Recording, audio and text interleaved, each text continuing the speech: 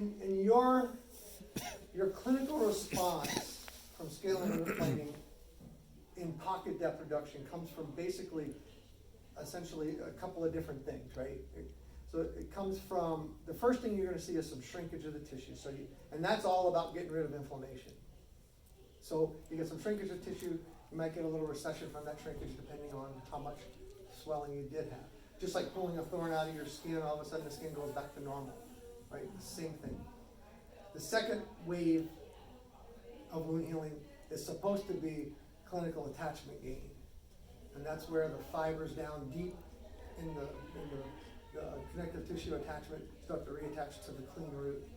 And so between the two of those, you're gonna get 1 to 2 millimeters of gain or shrinkage of your pocket. Just getting rid of inflammation, period. So probing in inflammation versus probing in health. Getting rid of that inflammation will adjust your probe depth by 0.5 millimeter, just in and of itself. Because in inflammation, you're going to probe down into that connective tissue attachment, whereas in health, your probe's going to stop shy of it. And so that'll change your probe depth just in and of itself, without any new attachment. It just gets things a little healthier. Mm-hmm. So the chlorhexidine is not getting that. Any mouthwash gets maybe 0.5 millimeter below the gums.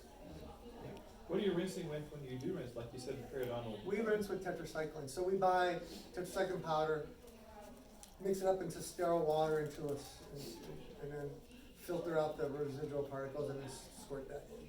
A little endo-monojet syringe. And we like tetracycline. So when you look at your rinses, right? I mean, you could use bleach. You could use water, really. I mean, irrigate. So the solution to pollution is dilution. So flushing is always really good. That's why Cavitrons are better than scaling it with a hand instrument, because you're flushing as well as cleaning. But besides the fact that it's also nicer on your wrist and all those other things. The slim line gets deeper than a curette does. But any irrigant is good, but when you walk your way through the different types of irrigants, the advantage of the tetracycline, what Randy talked about, substantivity, how long it sticks around. So chlorhexidine is about 12 hours, tetracycline can be up to 24 hours of substantivity. And the second thing that tetracycline has, besides the fact that it's antibacterial, is that it affects some of the enzymes that are produced that are detrimental to the ginger. So it's anti-collagenase. Collagenase is the thing that kind of destroys the collagen. It also affects the metallic proteinases, and so certain different chemicals. So separate from its antibacterial effect, it has this potential aid. That's why Periostat was prescribed before as a sub-antimicrobial dose, but it was helpful in the collagen aspect. That's why when we squirt Arrestin in there, Arrestin is minocycline, which is a tetracycline family, and it has a substantivity, plus it has all those antibacterial and antimicrobial effects as well as the non-antimicrobial effects. And so that's why we use it. Yes, sir. I noticed that you guys do fluoride varnish when you do repair and maintenance. Oh, I skipped that part. We do that too, yes. So I obviously know the benefits of fluoride, but I'm curious as to why you guys use fluoride for repair and maintenance, and do you bill the patient for it? We do minimally. I don't know what. Sometimes we do, sometimes we don't. Yeah, I think. that's right. Because I think they charge I think we bill maybe like $5 for fluoride varnish. I think if we charge it at all, we do it. And I say when we charge it, when we don't. If we're doing some of our maintenance kind of post-surgically, we don't charge it because they have sensitivity from the surgical procedure, and we're just trying to desensitize them, and we kind of still think of that as part of the surgical procedure. If they're like 20 years into periodontal maintenance and they come back and say, I got a couple of sensitive teeth, and then, like we can paint some fluoride varnish on there and desensitize it, and they're like, sure, then we charge them for that. Okay. But we see a lot of teeth that are sensitive. We have a lot of sensitivity issues in our practice, and so we have sensitivity protocols. That's like our first go-to. Uh-huh. Rather than occlude the tubules, we're trying to shrink them by mineralizing them a little bit more, which contributes to that sensitivity. But we also get recession post-surgery, and so in someone that's a lot of recession, we're trying to keep an eye on root caries and make sure that. Yeah. But More often than not, in our minds, it's sensitivity. We don't put fluoride varnish on every single individual as part of the protocol, but if it's called for, we do. But back to our lady here. So this person presented to our office 10 years ago, I think it is, when you look at our data? Yeah. So she's a 79-year-old female, and her medical history, you can see that she has certain risk factors that make her more difficult to manage. So she has diabetes, and her A1C is 8.9. You guys remember what a normal A1C is supposed to be? Yeah, you're in the neighborhood. 6.5 to 7 is really where it's supposed to be, right? That's what we're looking for. Yeah, So if you're under 6, then you're I think technically not considered to have diabetes. Right. So and type 2. And so A1C, you know why they use that number, right? That measures your blood sugar over a 90-day period, so you can't cheat for the test, right? And so, and so if you ask your patient what their A1C is, they're always going to tell you 6.5. They always do. They lie. Yeah. They know the number. Sometimes they'll tell us 11. We're like, really? Yeah. But anyway, so she's not well. And so if your number's above 7, you're not well controlled. And we all know that if you're not a well-controlled diabetic, you're going to have more problems with your gingival tissues. She has a joint replacement. We're not worried about that. She takes medications for hypertension, and amlodipine is a calcium channel blocker, increases her risk for gingival inflammation. She's taken 2 drugs for ulcerative colitis. So those drugs mean anything to you guys?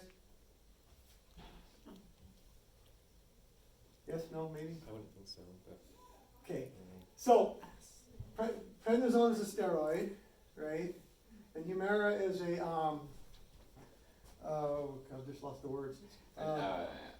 Monoclonal antibody. There you go. So ulcerative colitis is an inflamed state. These medications are meant to suppress inflammation in the body, suppress the immune response in the body, which then in periodontitis, if we have too robust of a response or too little of a response, we get into trouble. And so these are making her immune response everywhere lessened, but that includes her mouth. So there are immunosuppressant medications in general for her. So that's not good for us, right? Then we're not going to worry about that too much. She takes osteoporosis medications that says that affects her. And then she has fibromyalgia. You guys know what fibromyalgia is as well? So, and again, if someone has fibromyalgia, that means that they have essentially full body inflammation again. Yeah, sort of an ill-defined, I hurt everywhere. Right. type of thing. So you can see that she has 3 things that tell us that she has systemic inflammation, right? And she's taken a bunch of different medications to try to manage it, and some may or may not be managing it well enough. So she's an inflammatory mess, and then you guys expect us to make her teeth perfect like they were when she was 12. It's not going to happen for her. And so when she came in, So again, probably with that health history, you could expect something far worse than this initially, Yeah. right? This is left side's initial in 09. so when she came in But 2009, her pockets were in the range. You can just look at the red, you can see that they were long. And now we're like, and she had full mouth periodontal surgeries, well, of the isolated areas, around the molars, let's say. And then she's been the one thing she does well is she's compliant to her maintenance. And with her maintenance, we've been able to manage her and keep her in this state here. The hygienist who was seeing her was like, well, can't we get rid of some of these 6s? This is one of our hygienists, and so, like for instance, can we get rid of the 6 right here? And if you go back and you look at our radiographs, that 6 is associated with that. So what does that tell you? Right there, what does that little spot in the middle of that root mean? What grade or degree do you think? So they go 1, 2, and 3, right? At least a 2.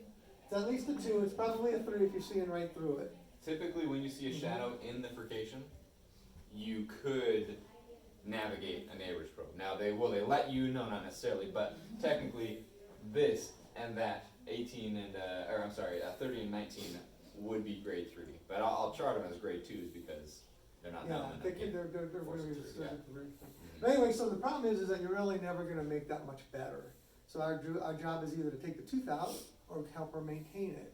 And so we've been able to manage and maintain it for a period of 10 years without any significant loss of bone. That's called remission control. Right. So she's got some residual probing depths, and her risk factors, modifying factors, and predisposing factors are not fully controlled.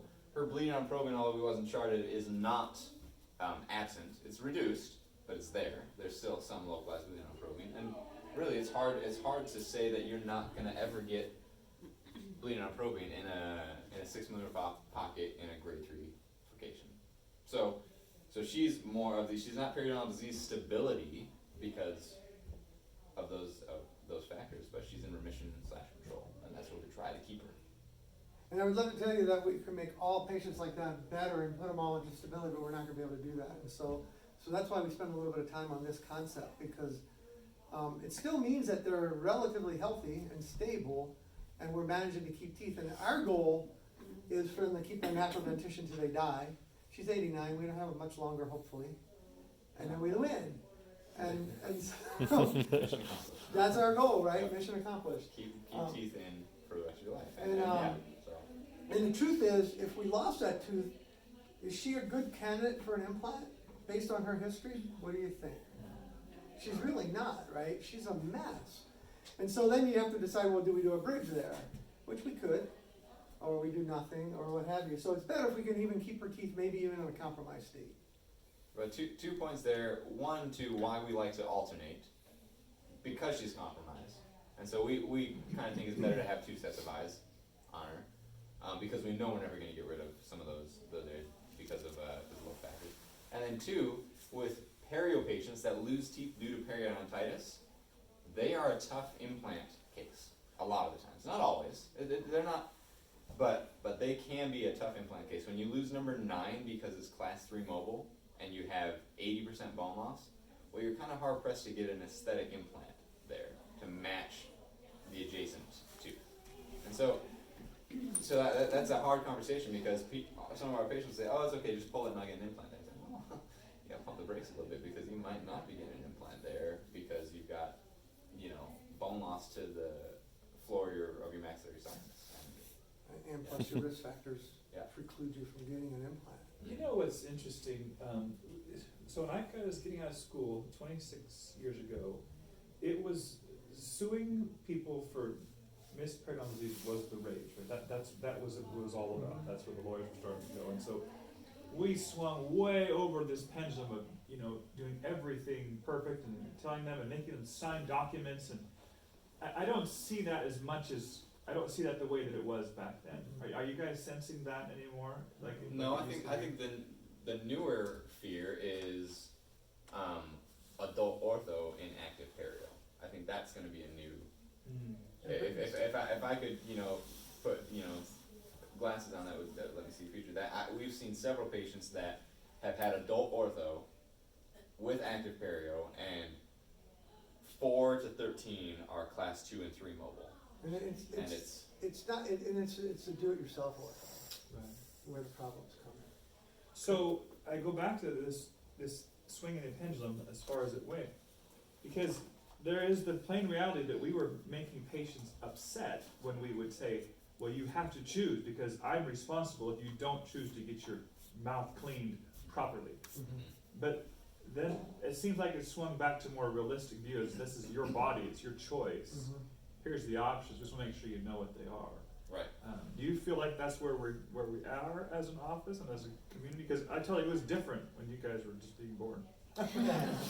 It was a different world. And I think it went into the schools as this fear factor that you've got to tell them that they're terrible people for not having, skin implanting, or else I'm going to be in trouble. I'm going to jail or something like that. Yeah, in our practice, that's how I have had several cases where we've had initial charting, time of surgery. I note much more bone loss at the distal of number 2, and more mobility once they get the flaps reflected.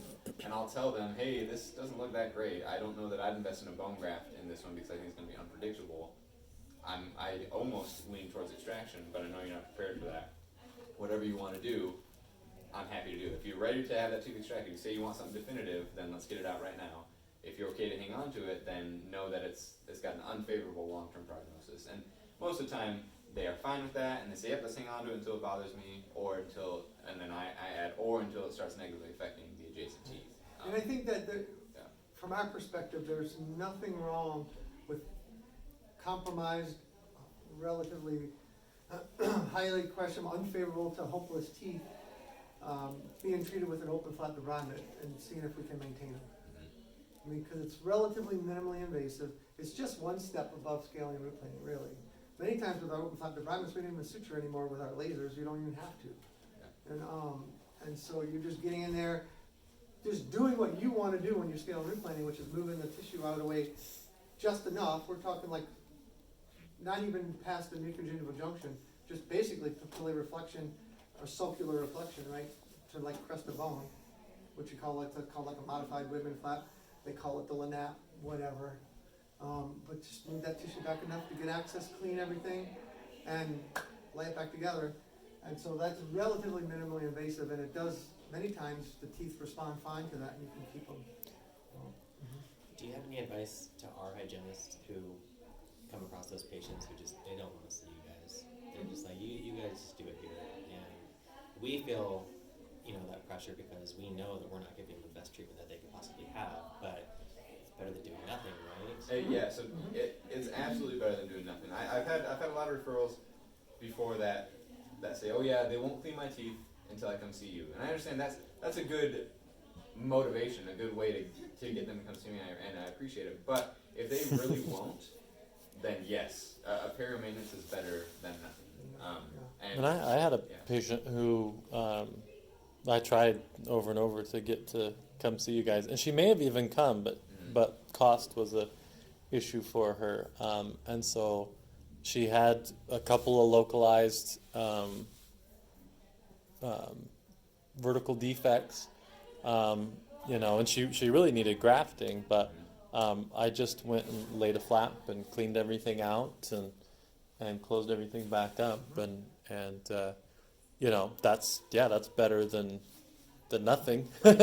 We got in there, and now those areas are actually pretty stable. Yeah. So Yeah, you can have regeneration without a bone graft in an ideal situation. In a sharply angled vertical defect, a sharp curette is going to get you regeneration, as long as things are contained well. So We're going to get to the perio part real quick. Yeah. So perio changed, periodontal diagnosis changed from what we used to use, whether it was chronic or aggressive. So we eliminated those terms. We got rid of those chronic and aggressive. terms. Those chronic and aggressive, they were a time frame, right? And so we're changing chronic and aggressive to more of a grading, and grading includes a few things, but staging is going to talk about, instead of slight, moderate, severe, we're going stage 1, 2, 3, 4, and then we still use the qualifiers of localized versus generalized, and we still will incorporate a chronic versus aggressive pattern, but that's more into the grade. But staging is going to talk about severity, really, and complexity. We look at essentially what was determining our slight, moderate, or severe before in the previous classifications. And we're looking at interdental clinical attachment loss. So a single recession defect on number 6 with 12 millimeters is going to calculate at greater than 5 millimeters of clinical attachment loss. But that's not true periodontitis. We're looking at interdental clinical attachment loss. So you're doing clinical attachment loss, so you're doing probing and recession gives you clinical attachment loss, and it's in betweens. That's where periodontal disease lives, right? In between the teeth. So you can see your staging. If you're greater than 5, you're going to be either a stage 3 or stage 4 in your clinical attachment loss. This is radiographic bone loss, and so you look at the radiographs and you're going to see where the bone levels are. And again, if your bone extending to the middle third of the root and beyond, so 33% bone loss and more, essentially, you're going to be stage 3 or stage 4. Tooth loss based on periodontitis, so you have to ask the patient, why did you lose those 6 teeth? And it was because they wiggled. I guess that's periodontal disease, right? And so again, tooth loss is going to pop you in here on your stages. And then you look at the other local things, probing depths and vertical defects and frication involvement, and over here you're getting some more mobility and what have you. And that's going to figure out where you pop in there. Most of what you're going to see in your normal healthy pages are going to be in your stage 1, maybe moving into stage 2. When you start to get into stage 3 and stage 4, that's when you're starting to think about this is more severe, and that's where you're looking at they may not respond well to a non-surgical approach only, and they may need more aggressive care. So interdental clinical attachment loss is really hard to calculate if you're not doing Recession. recession at 6 points around a tooth. So that can be challenging. Look more towards radiographic bone loss and then probing depths here if you're looking for a quicker diagnosis. Technically, a full chart should have 6 probing points and 6 recession points on a tooth, but we don't always do that. So yeah. So that's staging, That's staging. and Just a couple of examples. Stage 1, we don't see stage 1 a whole lot. We don't see stage 2 a whole lot either. You could argue that interproximal between 6 and 7 may be stage 3, but stage 3 is more what we're starting to see in our practice. And then the difference between stage 3 and stage 4, the probe depths don't change, the radiographic bone loss doesn't change, but the risk for total tooth loss changes. These stage 4 patients, you're worried about more comprehensive prosthetic treatment planning with them because you're worried you're going to lose a whole arch or a lot of teeth in an arch, and you're seeing a lot of mobility. You're seeing a lot of pathologically migrated teeth, teeth that are moving because of bone loss, and then you're seeing a lot more of potential tooth loss there. So moving quickly to grading, I guess we know localized versus generalized, right? We're looking at percentage of teeth, not percentage of sites.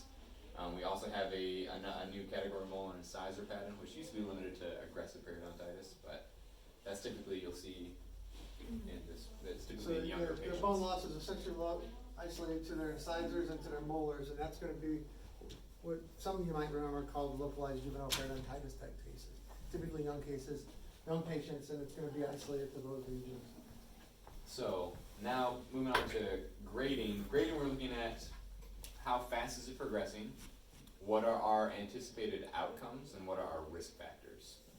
And so grading rolls in a lot of categories into one, but we look at evidence of bone loss. So direct evidence, if we have serial radiographs, we can say, look, in 2009 they looked like this, in 2012 they looked like this, and now they look like this. And so we have some direct evidence of radiographic bone loss. Typically we don't have those available for most of our patients.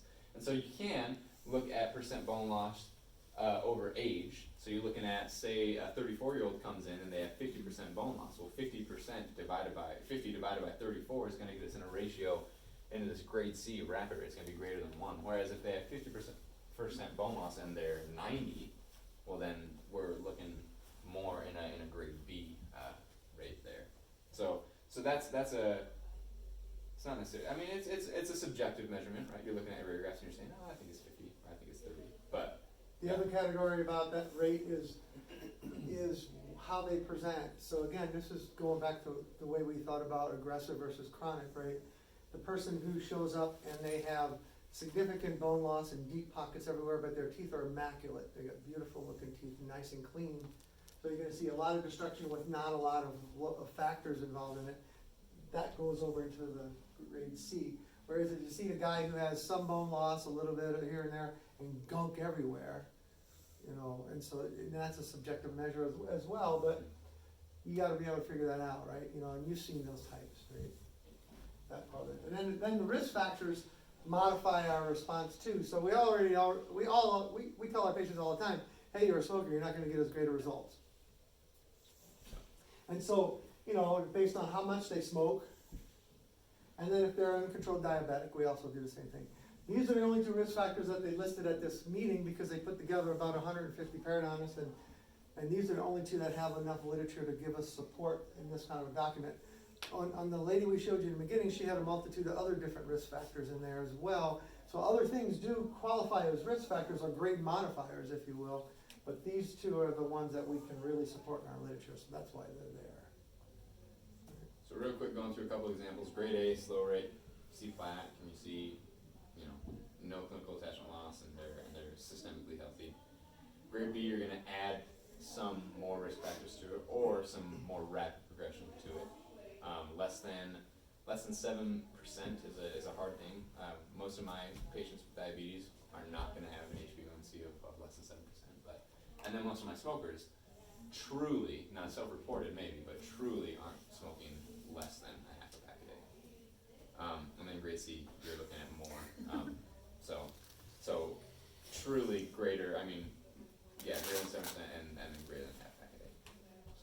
So most of our patients that we see once you send them to us are relatively stage 3, grade B or C is where they're gonna fall. That's kind of where we're gonna, so you're gonna see a lot of stage 3, grade B or grade C. Yeah, And- so and- grade C, if you think about it, grade C is not hard to achieve if we're looking at diabetes, Or HbA1c, smoking. or smoking. Right. Exactly. So- That's not, so that seems severe, but it's not hard to get there.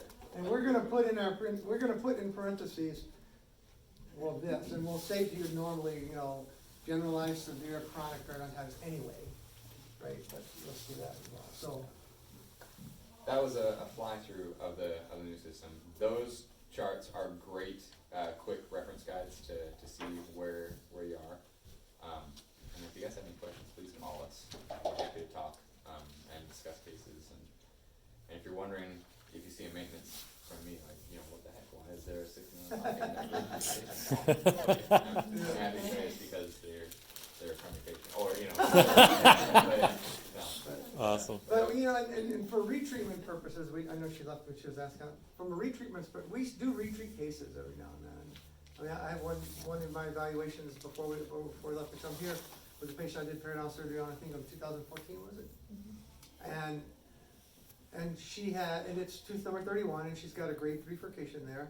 And we didn't resolve the grade 3 furcation when I did that surgery, whatever year I just said it was, 14.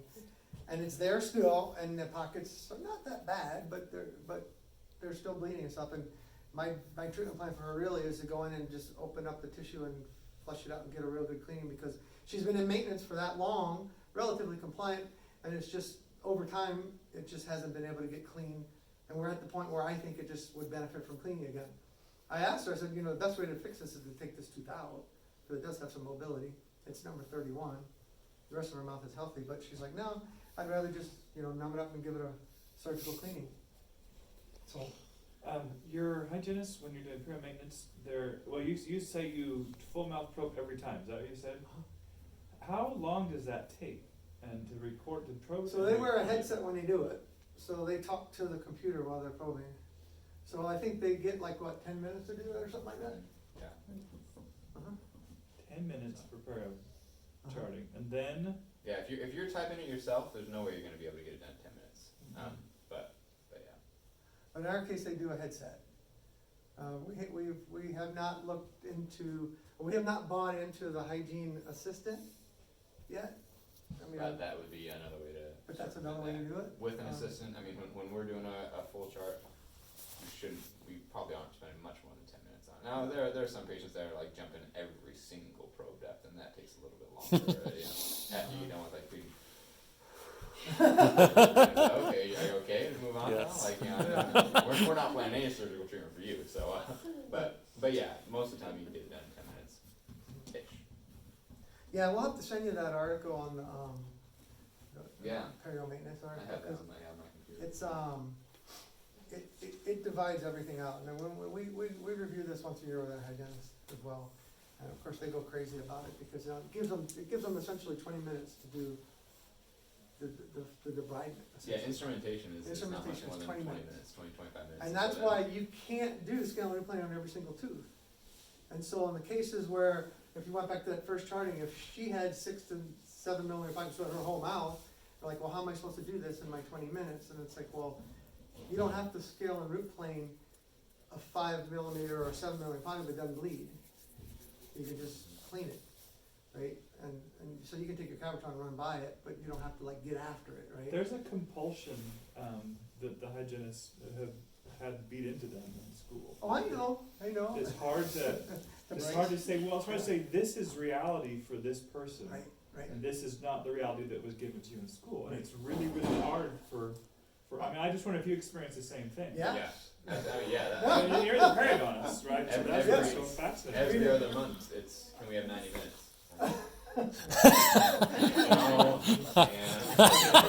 Yeah. And we're lucky because we have our senior hygienist,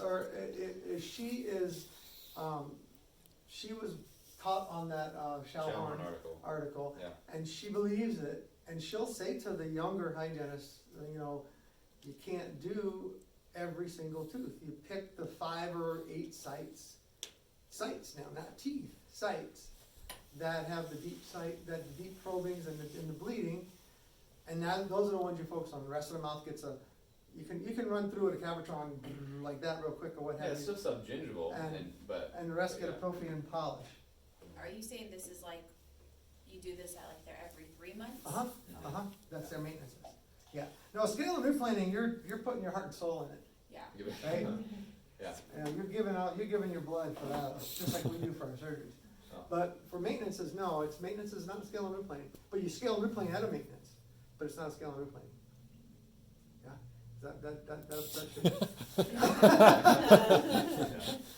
It's Right? hard, it's hard. Because you're scale and It's replaning really hard. sites. It's really hard because So- perioperative So, like, are if there you for see a reason, some- because they're not. In the x-rays, you're gonna go for that tooth Yeah, so- versus the tooth next to it that doesn't have. So go back to our first lady. And go back to our first lady and her charting. So if this lady showed up, right there, if this lady shows up right here, and this is her maintenance appointment, and when you probe the distal of number 15 and the buccal of number 19 bled, those 2 sites you would put your curette down and scrape the root, right? The rest of the mouth, you're gonna stick your Cavitron in the sulcus and go all the way around, right? And then you're gonna take your prophy cup and do everything else with it and such. But these 2 sites that bled, that were deep, you're gonna go after with a curette. Or maybe even different Cavitron tips if you need to. Or as you said, you may even numb them, because And this you might is even this numb is them a if it port was- site, we'll yeah. numb them for this site, Uh-huh. but we're not gonna spend the rest of the time trying to get everything else. Right. Which is part of a maintenance visit and should be part of your armamentarium for. And so for that's any why patient. they chart at every appointment, because while they're charting, this is what my senior hygienist is trying to explain to the younger hygienist. While you're charting, you're making your game plan. So I'm going along going, wow, I got it easy, man, I might get a break, oh crap. And then it's like, oh no, more! And then okay, well, this is not too bad, I can get this done. Yeah. And then you're focusing on those 3 or 4 sites, right? Yeah, no? Not as often as you normally Yeah, we do, do, right, yeah. I know it's not what you do, but that's what you should do. Right, makes sense. Yeah. So, It's a hard concept for hygienists. It really is, even in our practice. I mean, they argue with me all the time about this. It's like we're not doing a full mouth scale root planing in every maintenance. We're targeting our sites of inflammation. Now that being said, it's frustrating when I come and they say, yeah, we just finished perio maintenance, and I just take a neighbor's probe and just run it back behind 2 and a bunch of soft. Like, don't ignore sites, but Right. that comes off with a Cavitron easy. If it comes off with a Does that neighbor's help probe, it with comes off with a Cavitron. for the maintenance? We're giving it it's great, no, I mean, we really want to do it right, but we want to be in line with what the current treatment is, but we are dealing with a tide of teaching at the schools, which is you scale every tooth perfectly over and over again, and you never, and you don't, because it's this perfect several hour appointment, and we have a real person here who either hates what you're doing, just wants, and has a different expectation of what we're trying to deliver, what they're paying for, and so we have a crazy balance to try to make the patient happy and the clinical world happy, Yeah. and Well, no, no, I appreciate when they it. come in for a non-surgical treatment, they got to know they're going to get beat up, and they got to know it's going to hurt post-operatively. Yeah. I mean, it's going to hurt. Scale and root planing should be sore, and if they're not, we didn't do it good enough. I mean, sorry, but that's the truth of it. You're sticking sharp stuff down below their gums. It's going to hurt. Just for a couple of 2 or 3 days. But when you do a maintenance, they shouldn't really hurt from that. I mean, it shouldn't. I mean, maybe a little localized spot might hurt a little bit. The biggest risk you run when you try to get after, if that was like a 9 or a 12 and you try to get after that, that's where you start to get into, you can get into trouble, because you'll do really good 4 to 5 to 6 millimeters down there, and then that gum will seal shut and you'll get like a little abscess there. So you'll see a post-surgical abscess, a post-scaling abscess. That happens now and again. And again, that's where you have the discussion with the patient. You're like, look, that's a 9 millimeter pocket. I'm going to do the best I can on this, but there's a possibility that this might need advanced treatment.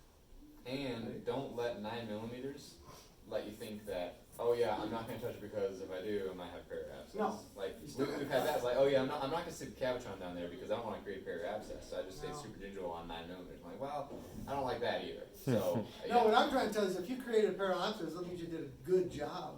Yeah. You know? Because you got attachment above the clean, yeah. To what you could clean. I'm never mad at you for doing that. I know it sounds crazy, but I tell the patient. No, that helps, because I would have that same concern if I was a hygienist, and I've heard it before, this is really deep, and he's periodontal, I can't think of this part. Yeah, But I think it's helpful to know what you're doing. I mean, yeah. Yeah. wish we had everybody here for this last discussion. I recorded it. Tapes. Oh, we did, okay, good. I think this last one would be good. Yeah. Good to do that, good. I agree. Yeah, maintenance is a whole nother lecture.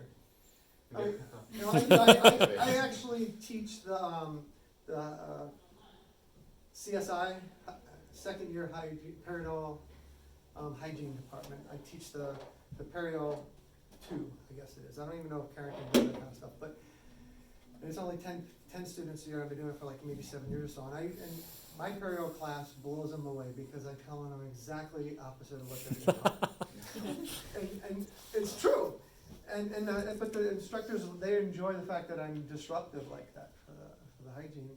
And I try to tell them the reality, just like what we talked about with maintenance. This is how you do it. And they look at me like, you gotta be kidding. But Yeah, we could spend a whole hour on what to do in that hour. Yeah. Just going through that article, and it's always frustrating. It's like, you expect me to be able to do that in 5 minutes? Get out of here. You know, what about radiographs? And so yeah, but no. But it's good. It's fun to teach the hygienist that because I mean, from a periodontist, it's different. When you ask about that, the cleanings are still different in a perio office than what you guys do because you're doing more. You know, in your care, a lot of your cleanings are you're bringing the doctor in for caries and they're doing all these other things as well. That we're focusing more on gums and teeth. So that's why we need to alternate with you too because we don't really do a whole lot of looking for caries.